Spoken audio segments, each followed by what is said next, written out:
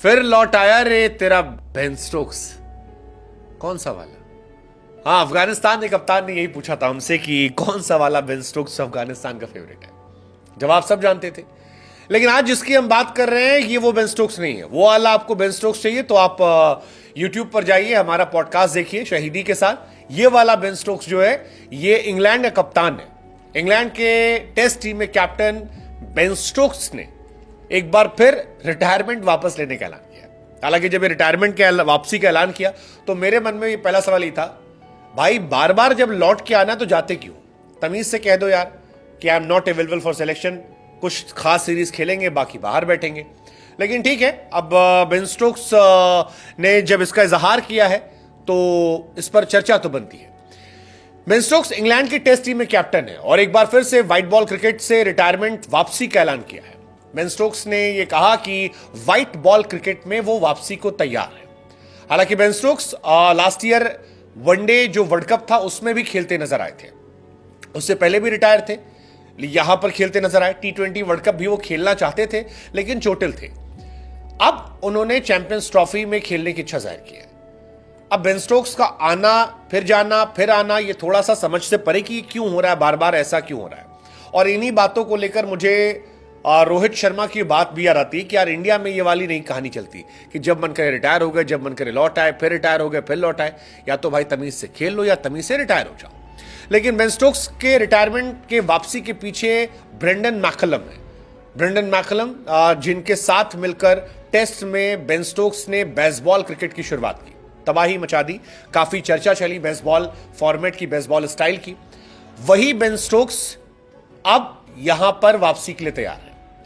दरअसल Brendon McCullum फिलहाल England के सभी फॉर्मेट के हेड कोच बना दिए गए और दुनिया जानती है कि ब्रेंडन मैकलम और बेन स्टोक्स के रिश्ते अच्छे हैं।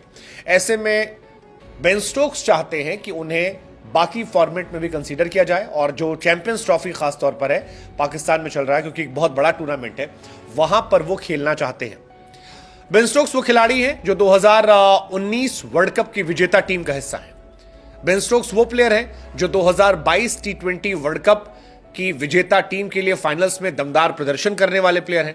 बेन स्टोक्स वो प्लेयर हैं जिन्होंने एशेस में इंग्लैंड को कई अनमैचेबल मेमोरीज दी है। हालांकि अभी वो फिट नहीं है, लेकिन वो कहते हैं कि अगर ब्रेंडन मैकलम चाहेंगे तो मैं वापसी करना पसंद करूंगा। वो कहते हैं कि अगर मेरे पास मैकलम से फोन आता और पूछा आता है कि क्या आप आकर खेलना चाहते हैं तो मेरा जवाब निश्चित तौर पर हां होगा।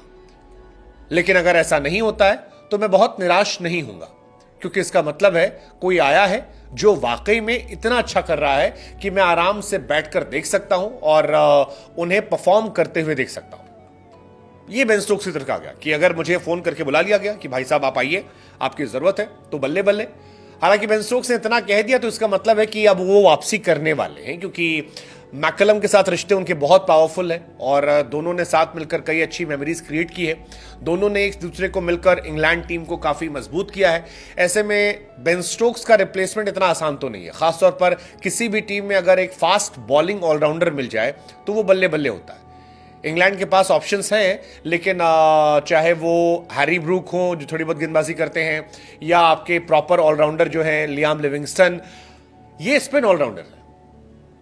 फास्ट बॉलिंग ऑलराउंडर मिलना बड़ा मुश्किल होता है। और वैसे भी बेन स्टोक्स की जो लेगेसी है वो बहुत बड़ी है, बहुत बड़ी है। एशेस से लेकर T20 वर्ल्ड कप जिताना, ODI वर्ल्ड कप जिताना। स्टोक्स कहते हैं, तो इसीलिए स्टोक्स कहते हैं कि शायद वो वापसी कर लेंगे, लेकिन अगर नहीं भी खेल पाते तो निराश नहीं होंगे क्योंकि कोई अच्छा खेल रहा है। बेन स्टोक्स के वनडे करियर की बात की जाए तो 114 मैचेस में 94 पारियां खेली हैं और 3,500 रन बनाए, 5 शतक, 24 अर्धशतक है। बेस्ट पारी 182 की थी, 74 विकेट भी निकाले हैं। ओवरऑल ही is a very good all rounder. लेकिन फिर लोगों को रोहित शर्मा की बात आ रही है कि यार retirement has become joke in this world. जो रोहित ने कहा था कि रिटायरमेंट एक्चुअली मजाक बन गया है।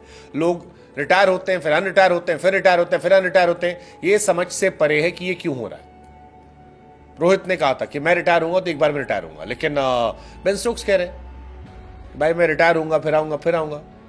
रोहित शर्मा ने शायद इसीलिए कहा होगा फक बेन स्टोक्स।